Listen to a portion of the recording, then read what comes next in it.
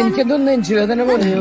പത്രോസ്കി പോവാണോ? അയ്യോ അപ്പച്ച പോണേന് മുമ്പ് ഈ വീടും പറമ്പ ടെന്റ് ഇരിക്കുന്ന സ്ഥലം എന്റെ പേരിൽ എഴുതി. അയ്യോ ഇത് അറ്റാക്കൊന്നുമല്ല, ഇതപ്പം ഗ്യാസ് വന്നിട്ടാ. പണിയെടുക്കണം, എന്നാലേ ജീവിക്കാൻ പറ്റുള്ളൂ. എല്ലാരും കൂടെ നോക്കി നിൽക്കാതെ എന്റെ മോനെ ആശുപത്രി കൊണ്ടുപോടാ. Dad, I want to talk to you. Just come. I have a solution. വാ. എന്തായാലും അവനൊരു പെണ്ണെ വിളിച്ചോണ്ട് വന്നു. പക്ഷേ നിയമപ്രകാരം കല്യാണം കഴിക്കാൻ പറ്റില്ല. അപ്പൊ നമ്മൾ എന്ത് ചെയ്യപ്പാ? നിന്നോട് വീട്ടിൽ നടക്കരുത് ഞാൻ പറഞ്ഞു.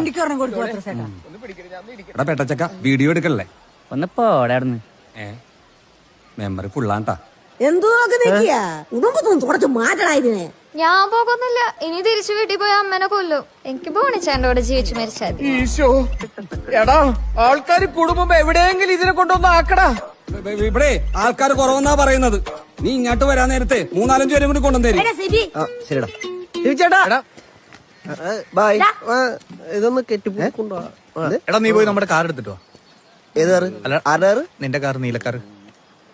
എന്താടാ അമ്മയുടെ കയ്യിലാണുള്ള കീ. അമ്മേനെ പൂട്ടിയിടാൻ പറ്റുമോ? സോണി അവിടെ നാട്ടുകാർ കൂടിയിട്ടുണ്ട്. നമ്മളെ തല്ലാനാണെന്ന് തോന്നുന്നു. ഞാൻ ഇറങ്ങില്ലാട്ടോ വണ്ടിന്ന്. ഞാനും ഇറങ്ങില്ല. ഇവളുടെ അമ്മയ്ക്ക് അല്ലെങ്കിലും എന്നെ കണ്ടുകൂടാ. അതിന് നമ്മുടെ അമ്മക്ക് നിന്നെ കണ്ടുകൂടല്ലോ. ഇഷ്ടപ്പെടാൻ വേണ്ടി നീ അവയവദാനം ചെയ്തിട്ടാണല്ലോ ഇവിടെ വന്നിരിക്കണേ. ഇങ്ങനെയുള്ള ടാസ്കുകൾ കംപ്ലീറ്റ് ചെയ്യുമ്പോഴാണ് എനിക്ക് പവർ വരുന്നത്. ഞാൻ ഈ ടാസ്ക് കംപ്ലീറ്റ് ചെയ്ത് ഫുൾ പവർ പിടിക്കട്ടെ. അത് വീഡിയോ ഗെയിമിന്റെ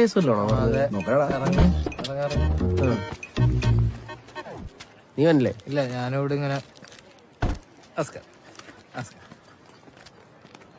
കുസൃതി ചേച്ചി, ഒരു സുപ്രധാന കാര്യം സംസാരിക്കാൻ വേണ്ടിയായിരുന്നു. ആ നിൽക്കുന്നതാണ് ഞങ്ങളുടെ ഏറ്റവും ഇളയ സഹോദരൻ ബോണി. അവന്റെ ജീവനാണ് അവൾ. ക്യൂട്ട് കപ്പിളാണ്. അവരിനി വെയിലത്ത് നിർത്തണോ? ഒന്ന് നിക്കട്ടെ. കരിക്കെടുക്കാൻ പോയായിരിക്കും. അയ്യോ, തെങ്ങ് വെട്ടിയാണോ കഴിക്കുന്നത്?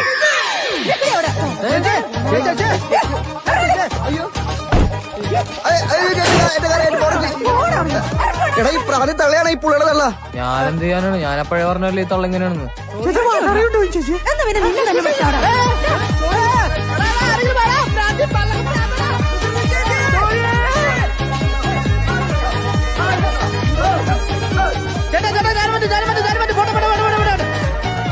ഞാൻ കടലിലിറങ്ങാത്തത് നല്ല കാലം.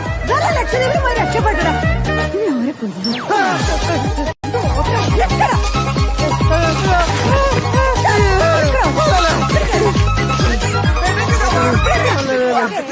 കരയല്ലേ? ഞാൻ എന്റെ വീട്ടുകാരായിട്ട് വന്നിട്ട് ഞാൻ മുന്നിൽ നടത്തി തരേ കല്യാണം.